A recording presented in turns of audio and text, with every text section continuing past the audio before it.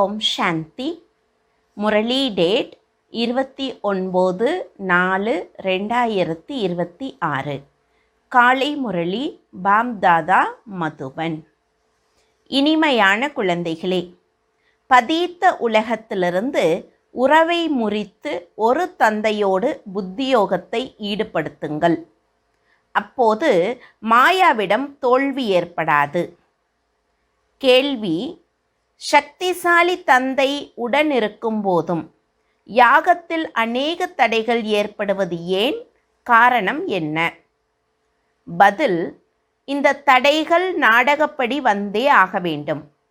ஏனென்றால் எப்போது யாகத்தில் அசுரர்களின் தடை ஏற்படுமோ அப்போதே பாவத்தின் பானை நிரம்பும். இதில் பாபா எதையும் செய்ய முடியாது. இது நாடகத்தில் நிச்சயிக்கப்பட்டுள்ளது. தடைகள் வந்தே ஆக வேண்டும். ஆனால் தடைகளைக் கண்டு நீங்கள் பயப்படக்கூடாது. பாடல்: தாய் யார், தந்தை யார்? ஓம் சாந்தி. குழந்தைகள், எல்லையற்ற தந்தையின் கட்டளையை கேட்டீர்கள். இந்த உலகிய தாய் தந்தை உங்கள் தேக உறவினர்கள். ஏனென்றால் தேகத்தில் முதலில் தாயின், பிறகு தந்தையின் பற்று ஏற்படுகிறது. பிறகு மற்ற உற்றார் உறவினரிடம் பற்று ஏற்படுகிறது. எனவே இந்த உலகில் உங்கள் தாய் தந்தையிடமிருந்து உங்கள் புத்தியோகத்தை முறிக்க வேண்டுமென்று எல்லையற்ற தந்தை சொல்லுகின்றார். இந்த உலகோடு எந்த தொடர்பையும் வைக்காதீர்கள். ஏனென்றால் இவை அனைத்தும் கலியுக சீச்சியுறவுகள். ஜெகம் என்றால் உலகம். இந்த அழுக்கான உலகத்திலிருந்து புத்தி யோகத்தை முறித்து என் ஒருவனோடு இணைக்க வேண்டும். பிறகு புது உலகத்தோடு இணைக்க வேண்டும். ஏனென்றால் இப்போது நீங்கள் என்னிடம் வர வேண்டும். வெறும் இணைப்பை ஏற்படுத்தும் விஷயம், வேறு எந்த விஷயமும் இல்லை, வேறு எந்த கடினமும் இல்லை. யாருக்கு டைரக்ஷன் கிடைக்குமோ அவர்களே இணைப்பை ஏற்படுத்துவார்கள். சத்தியுகத்தில் முதலில் உறவு நன்றாக இருக்கும், சதோ பிரதானமாக இருக்கும். பிறகு கீழே இறங்கிக் கொண்டே போகும். பிறகு எந்த உறவு சுகமாக இருந்ததோ அது மெல்ல மெல்ல குறைந்து கொண்டே போகும். இப்போது முற்றிலும் இந்த பழைய உலகிலிருந்து உறவை முறிக்க வேண்டும். என்னோடு உறவு வையுங்கள் என்று தந்தை சொல்லுகின்றார். ஸ்ரீமத் படி நடங்கள். மற்றபடி தேக உறவுகள் அனைத்தையும் விட்டுவிடுங்கள். அழிவு ஏற்பட்டே ஆக வேண்டும். எந்த தந்தையை பரமபிதா பரமாத்மா என்று சொல்லுகின்றார்களோ அவரும் நாடகப்படி சேவை செய்கின்றார் என்பது குழந்தைகளுக்கு தெரியும். அவரும் நாடகத்தின் பந்தனத்தில் கட்டுப்பட்டு இருக்கின்றார். அவரை சர்வசக்திவான் என மனிதர்கள் நினைக்கின்றார்கள். அப்படி ஸ்ரீ கிருஷ்ணரையும் சர்வசக்திவான் என ஏற்றுக்கொள்ளுகின்றார்கள். அவருக்கு சுய தர்சன சக்கரத்தை கொடுத்திருக்கின்றார்கள். அதை வைத்து அவர் கழுத்தை வெட்டியதாக நினைக்கின்றார்கள். ஆனால் தேவர்கள் எப்படி வன்முறை செய்வார்கள் என்பதை அவர்கள் புரிந்து கொள்ளவில்லை. அவர்களால் செய்ய முடியாது. அகிம்சா பரமோ தர்மமாக இருந்தது என்று தேவதைகளை பற்றி சொல்லுகின்றார்கள். அவர்களிடம் வன்முறை எங்கிருந்து வந்தது? யாருக்கு என்ன தோன்றுகிறதோ அதை உட்கார்ந்து எழுதிவிட்டார்கள். எவ்வளவு தர்ம நிந்தனை செய்திருக்கின்றார்கள்! இந்த சாஸ்திரங்களில் இருக்கும் உண்மை முற்றிலும் மாவில் உப்பு போல இருக்கிறது என்று தந்தை சொல்லுகின்றார். ருத்ர ஞான யாகம் படைக்கப்பட்டது. அதில் அசுரர்கள் தடை போட்டார்கள் என்று எழுதியிருக்கின்றார்கள். அபலைகளின் மீது கொடுமைகள் நடந்தன என சரியாக எழுதப்பட்டிருக்கிறது. சாஸ்திரங்களில் எது உண்மை எது பொய் என்பது இப்போது உங்களுக்கு தெரியும். இந்த ருத்ர ஞான யாகத்தில் தடை நிச்சயம் ஏற்படும் என பகவான் தானே சொல்லுகின்றார். இது நாடகத்தில் நிச்சயிக்கப்பட்டுள்ளது. பரமாத்மா கூடவே இருப்பதால் தடைகளை அகற்றுவார் என்பது கிடையாது.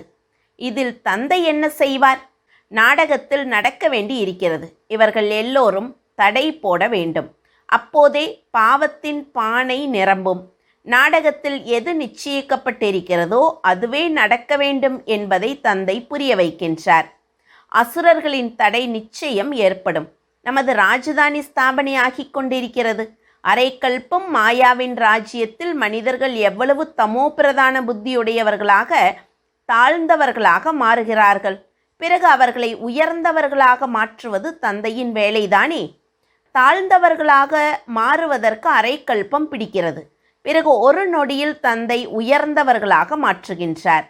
நம்பிக்கை ஏற்படுவதற்கொன்றும் நேரம் பிடிப்பது இல்லை. இப்படி பல நல்ல குழந்தைகள் இருக்கின்றார்கள். அவர்களுக்கு நம்பிக்கை ஏற்படுகிறது, உடனே உறுதிமொழி கொடுக்கின்றார்கள். ஆனால் மாயாவும் பயில்வானாக இருக்கிறது. ஏதாவது புயலை மனதில் கொண்டு வருகிறது. முயற்சி செய்து செயலில் வராமல் பார்த்து கொள்ள வேண்டும். எல்லோரும் முயற்சி செய்து கொண்டிருக்கின்றார்கள். கர்மாதீத் நிலை இன்னும் ஏற்படவில்லை.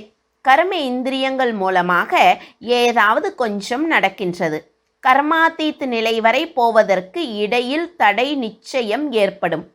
முயற்சி செய்து செய்து கடைசியில் கர்மாதீத் நிலை ஏற்படும் என்பதை தந்தை புரிய வைத்திருக்கின்றார். பிறகு இந்த சரீரம் இருக்காது. எனவே நேரம் பிடிக்கிறது, ஏதாவது தடை ஏற்படுகிறது. சில இடங்களில் மாயா தோல்வியடைய வைக்கிறது. குத்துச்சண்டை தானே. தந்தையின் நினைவில் இருக்க விரும்புகின்றார்கள், ஆனால் இருக்க முடிவதில்லை. ஏதோ கொஞ்சம் நேரம் மீதி இருக்கிறது.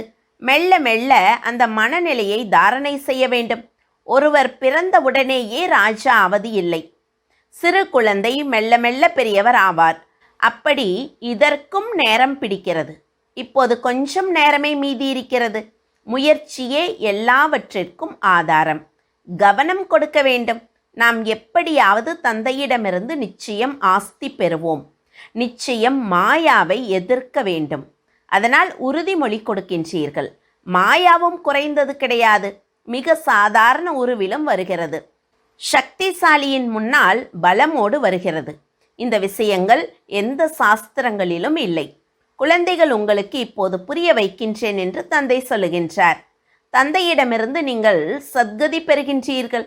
பிறகு இந்த ஞானத்திற்கு அவசியமே இருக்காது. ஞானத்தால் சத்கதி கிடைக்கின்றது. சத்தியுகத்தை சத்கதி என்று சொல்லுகின்றார்கள்.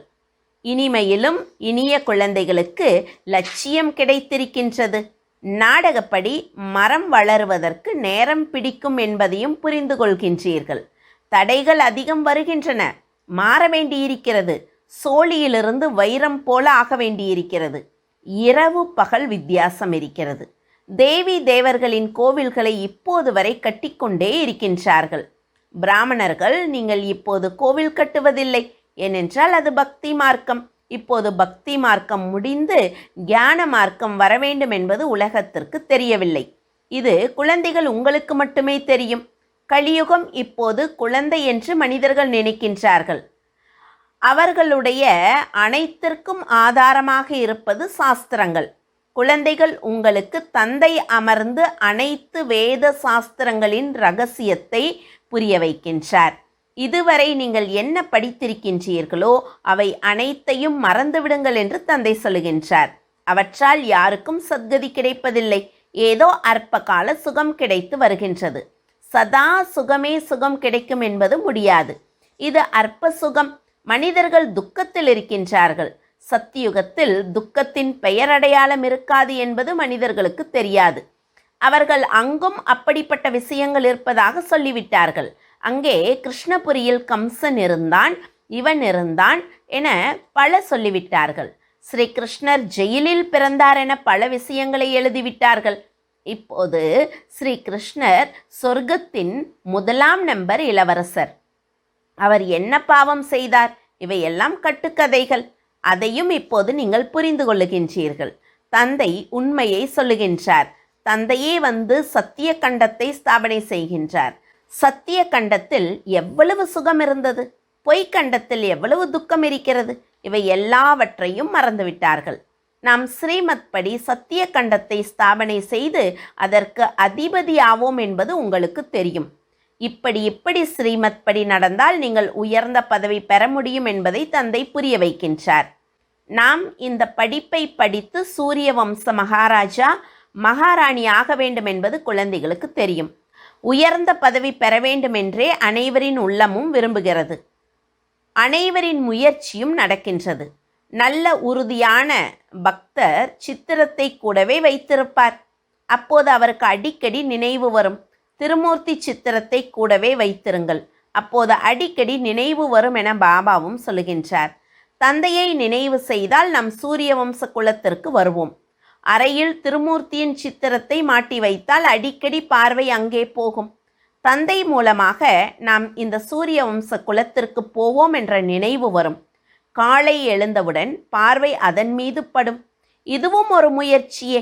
நல்ல நல்ல பக்தர்கள் அதிக முயற்சி செய்கின்றார்கள் என தந்தை அறிவுரை கொடுக்கின்றார். கண்களை திறந்தவுடன் ஸ்ரீ கிருஷ்ணரின் நினைவு வரவேண்டும் என்பதற்காக சித்திரத்தை முன்னால் வைக்கின்றார்கள். உங்களுக்கு இன்னும் எளிது. ஒருவேளை சகஜமாக நினைவு வரவில்லை என்றால் மாயா தொல்லை கொடுத்தால் இந்த சித்திரங்கள் உதவி செய்யும். சிவபாபா நம்மை பிரம்மா மூலமாக விஷ்ணுபுரிக்கு எஜமானர்களாக ஆக்குகின்றார். நாம் பாபா மூலமாக உலகத்திற்கு எஜமானராகி கொண்டிருக்கின்றோம். இந்த சிந்தனையில் இருந்தாலும் அதிக உதவி கிடைக்கும். நினைவு அடிக்கடி மறக்கின்றது என எந்த குழந்தைகள் நினைக்கின்றார்களோ அவர்களிடம் சித்திரங்களை முன்னால் வையுங்கள் என்று தந்தை அறிவுரை கொடுக்கின்றார். அப்போது தந்தையும் ஆஸ்தியும் நினைவுக்கு வரும். ஆனால் பிரம்மாவை நினைவு செய்யக்கூடாது. இணைத்து வைக்கின்றார் என்பதற்காக புரோக்கரை யாரும் நினைவு செய்வதில்லை. நீங்கள் பாபாவை நன்றாக நினைவு செய்தால் பாபாவும் உங்களை நினைவு செய்வார். நினைவால் நினைவு சேருகிறது. இப்போது காதலரின் தொழில் உங்களுக்கு தெரியும். சிவனுக்கு எத்தனை அதிக பக்தர்கள் இருக்கின்றார்கள். சிவ சிவா என சொல்லிக்கொண்டே இருக்கின்றார்கள். ஆனால் அது தவறு. சிவகாசி விஸ்வநாத் கங்கா என்று சொல்லுகின்றார்கள். நதிக்கரையில் சென்று அமர்கின்றார்கள். ஞானக்கடல் தந்தை என்பதை அறியவில்லை. பனாரசுக்கு வெளிநாட்டினர் பலர் பார்க்க போகின்றார்கள். பெரிய பெரிய படித்துறை இருக்கிறது. இருந்தும் அனைவரையும் தந்தையின் கோவில் ஈர்க்கிறது. எல்லோரும் அவரிடம் போகின்றார்கள். கோவில் யாரிடமும் போகாது. கோவிலின் தேவர்கள் கவர்ந்து இழுக்கின்றார்கள். சிவபாபாவும் இழுக்கின்றார். நம்பர் 1 சிவபாபா. பிறகு 2ஆம் நம்பரில் இந்த பிரம்மா சரஸ்வதி ஷோ விஷ்ணு, விஷ்ணு ஷோ பிரம்மா.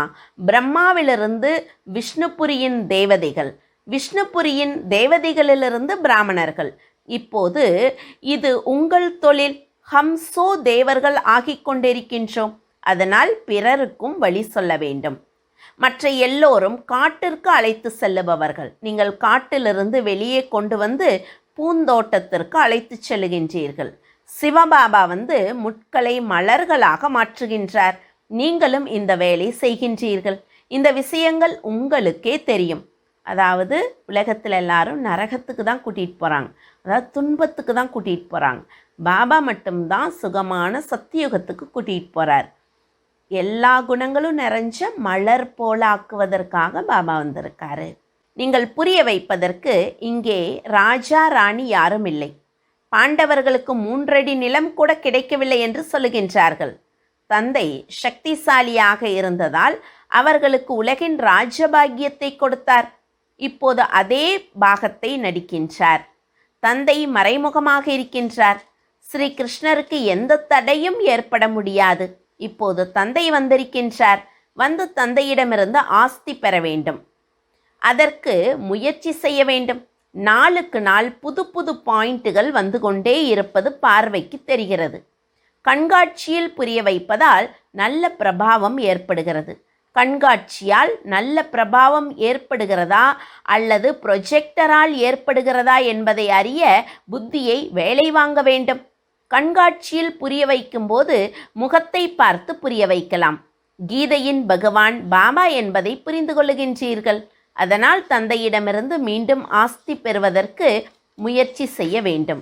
7 நாட்கள் கொடுக்க வேண்டும். எழுதி கொடுக்க வேண்டும். இல்லையென்றால் வெளியே சென்றவுடன் மாயா மறக்க வைக்கும். நாம் 84 பிறவிகளின் சக்கரத்தை சுற்றிவிட்டோம். இப்போது திரும்ப போக வேண்டும் என்பது உங்கள் புத்தியில் வந்திருக்கின்றது. தமோ பிரதானத்திலிருந்து சதோ பிரதானம் ஆக வேண்டும்.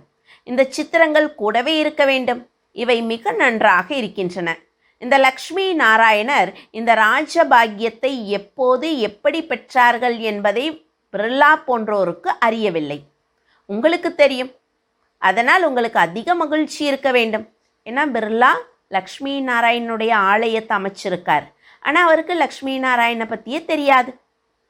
அவர்கள் எப்படி இந்த பதவி பெற்றார்கள் என்பதை லக்ஷ்மி நாராயணனின் சித்திரத்தை எடுத்து உடனே ஒருவருக்கு புரிய வைக்க வேண்டும். புத்தியால் புரிந்து கொள்ளவும் புரிய வைக்கவும் இந்த விஷயங்கள் இருக்கின்றன. இலக்கு உயர்ந்தது. யார் எப்படிப்பட்ட டீச்சரோ அப்படி சேவை செய்கின்றார். தனது மனநிலையின்படி யார் யார் சென்டரை எப்படி பராமரிக்கின்றார்கள் என்பதை பார்க்கின்றார். எல்லோருக்கும் போதை இருக்கிறது. புரிய வைப்பவர் எவ்வளவு திறமைசாலியாக இருப்பாரோ அவ்வளவு நன்றாக சேவை நடக்கும் என விவேகம் சொல்லுகிறது. எல்லோரும் திறமைசாலிகளாக இருக்க முடியாது. அனைவருக்கும் ஒரே மாதிரி டீச்சர் கிடைக்க முடியாது. கல்ப முன்னர் எப்படி நடந்ததோ அப்படியே நடந்து கொண்டிருக்கிறது. உங்கள் மனநிலையை முன்னேற்றிக் கொண்டே இருங்கள் என்று தந்தை சொல்லுகின்றார். இது கல்ப விளையாட்டு. கல்ப முன்னர் போலவே ஒவ்வொருவரின் முயற்சியும் நடந்து கொண்டிருப்பது பார்க்கப்படுகிறது. என்ன நடந்தாலும் கல்ப முன்னரும் இப்படியே நடந்தது என்று நாம் சொல்லுகின்றோம். பிறகு மகிழ்ச்சியும் இருக்கிறது, அமைதியும் இருக்கிறது. கர்மத்தை செய்து கொண்டே தந்தையை நினைவு செய்யுங்கள் என்று தந்தை சொல்லுகின்றார். புத்தியின் யோகம் அங்கே தொங்கிக் கொண்டிருக்க வேண்டும். அப்போது அதிக நன்மை ஏற்படும். யார் செய்வார்களோ அவர்கள் பெறுவார்கள். நன்றாக செய்பவர்கள் நன்றாக பெறுவார்கள்.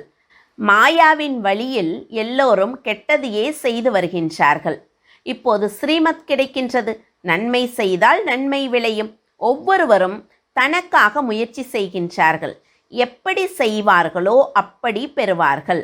நாம் ஏன் யோகத்திலிருந்து சேவை செய்து கொண்டே இருக்கக்கூடாது? யோகத்தால் ஆயுள் அதிகமாகும். நினைவு யாத்திரையால் ஆரோக்கியம் பெற வேண்டியதால் நாம் ஏன் தந்தையின் நினைவில் இருக்கக்கூடாது? சரியான விஷயமாக இருப்பதால் நாம் ஏன் முயற்சி செய்யக்கூடாது? ஞானம் முற்றிலும் எளிது. சிறு குழந்தைகளும் புரிந்து கொள்ளுகின்றார்கள், பிறருக்கும் புரிய வைக்கின்றார்கள். ஆனால் அவர்கள் யோகியாக இருப்பதில்லை. தந்தையை நினைவு செய்ய வேண்டும் என்பதை உறுதி செய்ய வைக்க வேண்டும். அடிக்கடி மறக்கின்றது என யார் நினைக்கின்றீர்களோ அவர்கள் சித்திரங்களை வைத்துக் கொள்வது நல்லது. காலையில் சித்திரத்தை பார்த்தவுடன் நினைவு வரும். சிவபாபாவிடமிருந்து நாம் விஷ்ணுபுரியின் ஆஸ்தியை பெற்றுக்கொண்டு இருக்கின்றோம். இந்த திருமூர்த்தியின் சித்திரமே முக்கியமானது. இதன் அர்த்தத்தை நீங்கள் இப்போது புரிந்து கொண்டீர்கள். உலகில் இப்படிப்பட்ட திருமூர்த்தியின் சித்திரம் வேறு யாரிடமும் இல்லை. இது முற்றிலும் எளிது. பிரம்மா மூலமாக ஸ்தாபனை, விஷ்ணு மூலமாக பாலனை என்பதை நாம் எழுதலாம், எழுதாமலும் இருக்கலாம். எனினும் எல்லோருக்கும் தெரியும். நல்லது.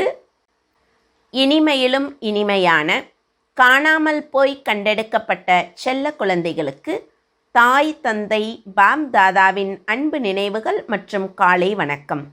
ஆன்மீக குழந்தைகளுக்கு ஆன்மீக தந்தையின் நமஸ்காரம். ஆன்மீக தந்தைக்கு ஆன்மீக குழந்தைகளின் அன்பு நினைவுகளும் நமஸ்காரமும். தாரணைக்கான முக்கிய சாரம். முதல் பாயிண்ட், மாயாவின் குத்துச்சண்டையில் ஒருபோதும் தோல்வியடையாமல் இருக்க கவனம் கொடுக்க வேண்டும். கல்ப முந்தைய நினைவால் உங்கள் மனநிலையை மேம்படுத்த வேண்டும். மகிழ்ச்சியாகவும் அமைதியாகவும் இருக்க வேண்டும். இரண்டாவது பாயிண்ட், உங்களுக்கு நன்மை செய்து கொள்ள ஸ்ரீமத் படி நடக்க வேண்டும். இந்த பழைய உலகத்திலிருந்து உறவை முறிக்க வேண்டும். மாயாவின் புயலிலிருந்து தப்பிக்க சித்திரங்களை முன்னால் வைத்து தந்தையையும் ஆஸ்தியையும் நினைவு செய்ய வேண்டும். வரதானம். சிந்தனை மூலமாக தந்தையின் ஆஸ்தியை தனது ஆஸ்தியாக்கும் தெய்வீக புத்திவான் ஆகுக. தந்தையிடமிருந்து என்ன பொக்கிஷம் கிடைத்தாலும் அதை சிந்தனை செய்தால் மனதில் சேர்ந்து கொண்டே போகும். ஆஸ்தி எல்லோருக்கும் ஒரே மாதிரி கிடைத்திருக்கின்றது. எனினும் யார் சிந்தனை செய்து அதை தனதாக்குவாரோ அவருக்கு போதையும் மகிழ்ச்சியும் இருக்கும். அதனால்தான் சிந்தனை செய்தால் போதை ஏறும் என்று சொல்லப்படுகின்றது. யார் சிந்தனை சக்தியின் போதையில் சதா மூழ்கியிருப்பாரோ அவரை உலகின் எந்த பொருளும் பிரச்சனையும் கவர்ந்தெழுக்க முடியாது.